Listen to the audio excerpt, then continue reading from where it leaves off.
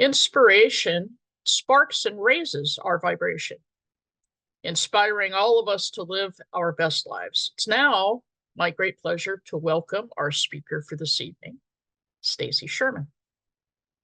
Stacy has been a spiritualist for well over a decade. Her love of spiritualism and mediumship has moved her to become a medium, a healer, and a spiritual teacher for people worldwide. She's a member of the Lilydale Assembly and runs Sacred Grounds Coffee House in Lilydale, New York. She's also a member of the spiritualist organizations SCoA and ISF. Her passion for self-discovery, spiritualism, and helping humanity is readily apparent in all she does.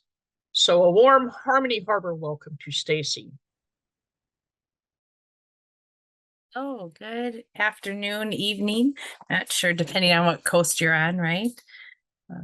I know some of us might be celebrating the idea of St. Patrick's, or the celebration, the holiday of St. Patrick's Day. And when I was asked to speak about or speak and share inspiration this Sunday, I, of course, couldn't help but think of luck. And I say this out of context, or in context to what I'm about to, share with all of you, that hopefully will inspire you as it inspired me. If I were to tell you that I walked into a Goodwill and found a Picasso for $14.99 that then sold at Christie's auction house for like $30,000, my guess is you would consider me pretty lucky. And then on the second notion of it, if you would to think of me being able to walk into a casino on one fun trip to Las Vegas and say to my friends, hey, let's put $100 in here because I think we'll win. And on the second pull, win $40,000. You'd probably consider me lucky. In our spiritual endeavor, and as we move through understanding our soul experience on this world, I don't know if luck is truly luck. Or is it just a series of beliefs and events that may look lucky to the untrained eye? So, of course, that made me dive in to the books and to the texts that we all do as we dive into spiritual experiences and look for inspiration. And I found this article by a man named Christian Bush, and I would love to share it with you because I think, and I hope, at the end, you find some inspiration that you too are lucky. He says that most of us think that luck just happens or it doesn't, but everyone can learn to look for the unexpected and find serendipity. Human beings find comfort in certainty. We form governments, make calendars, and create organizations, and we structure our activities, our strategies, and plans around these constructs. These routines give us the satisfaction of knowing that, and by having a plan, there's a meaning that will come to fruition. But there's another force constantly at play in life that often makes the greatest difference to our futures. It's the unexpected or the unforeseen. If you think about it, you already look out for the unexpected every day, but perhaps only as a defense mechanism. For example, whenever you see a pedestrian crossing a busy road, you look out for the unexpected driver who might race through the red light. That alertness to, or the awareness of, the unexpected is at the center of understanding the science, or the quote unquote smart of luck. In his research, what he found that makes individuals and organizations fit for the future, one insight has come up again and again. Many of the world's leading minds have developed a capability, a capacity, often unconscious, to turn the unexpected into a positive outcome. basically developing this serendipity mindset, as he calls it. It's both a philosophy of life and the capability that you can shape and nurture yourself. You might think of serendipity as passive luck that just happens to you, when actually it's an active process of spotting and connecting the dots. It is about seeing bridges where others see gaps, and then taking initiative and action to create smart luck. Serendipity is a guiding force in great scientific discoveries, but it also presents in our everyday lives, in the smallest of moments, as well as the greatest of life-changing events. Serendipity always seems to be there. How often is it that we unexpectedly find love, a coworker, a new job, a business partner, a friendship? How is it inventions such as the Post-it notes, X-rays, penicillin, and microwaves, and many other inventions came to be? To be lucky, it's often essential to be open and alert to the unexpected. Consider, then I found this very fascinating. He says, consider an entertaining experiment that a British psychologist, Richard Wiseman, carried out for a BBC show on TV some time ago. It involved two people. One person saw themselves as lucky, and the other person identified themselves as unlucky. The researchers asked both participants to take separate trips to a coffee shop. Just outside of that coffee shop, they placed a £5 or $20 bill on the pavement. Inside, someone was posing as a successful business person sitting at the table by the counter. The lucky person approached, spotted the money, and picked it up. Inside, they offered a coffee, sat next to the businessman, and struck up a conversation with him. The self-described unlucky person, on the other hand, failed to even notice the money or even talk to the businessman. Later, the researchers asked both participants how had their day been. The lucky person reported having a great day. He had found money in the street, made a new friend who might lead him to additional opportunities. Meanwhile, the unlucky person described her day as uneventful. So although both participants had the same chances, only one was able to see them.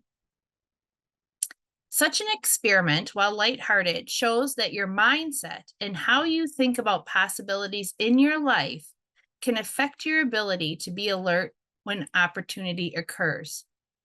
In fact, the terms unexpected, extraordinary, and unlikely are misleading because accidents or coincidences happen all the time.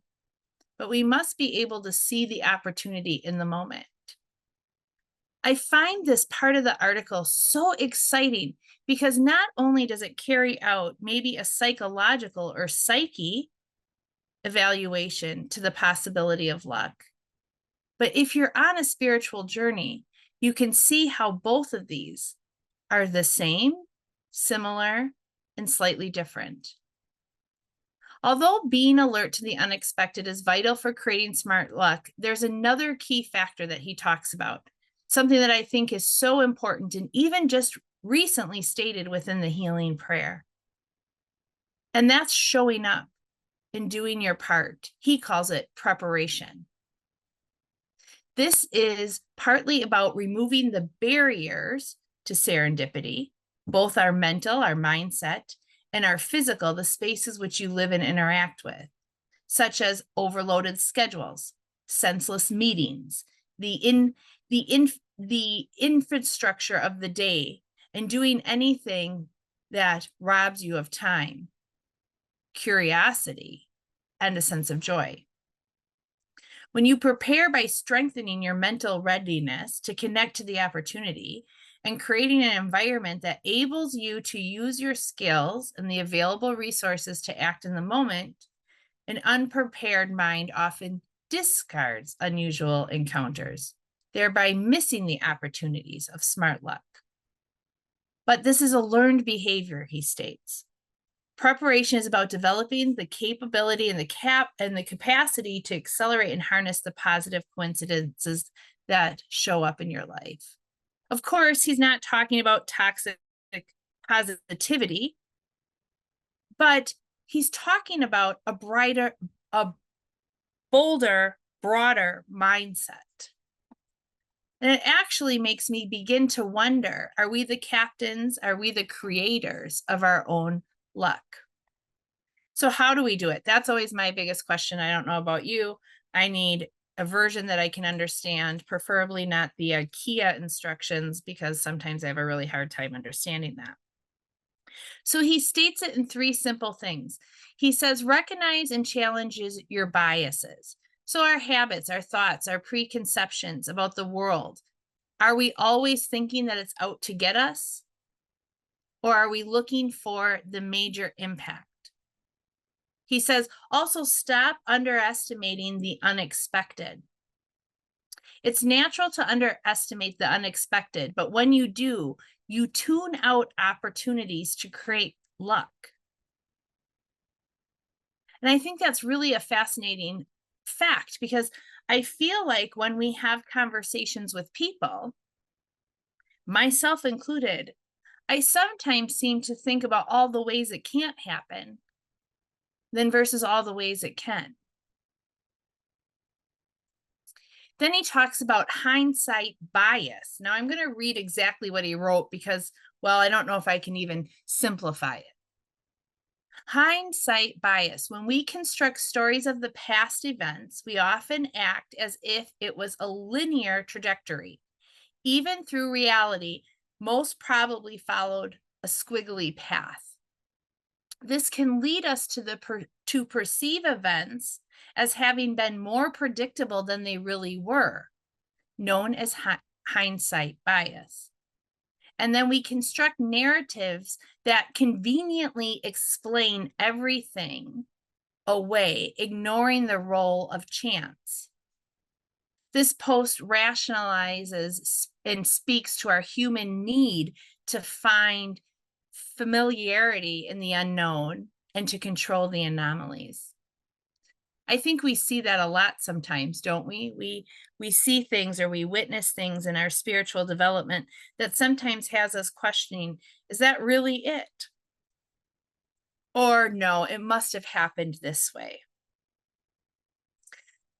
So he goes on in this article to talk about ways to cultivate our serendipitous mindset.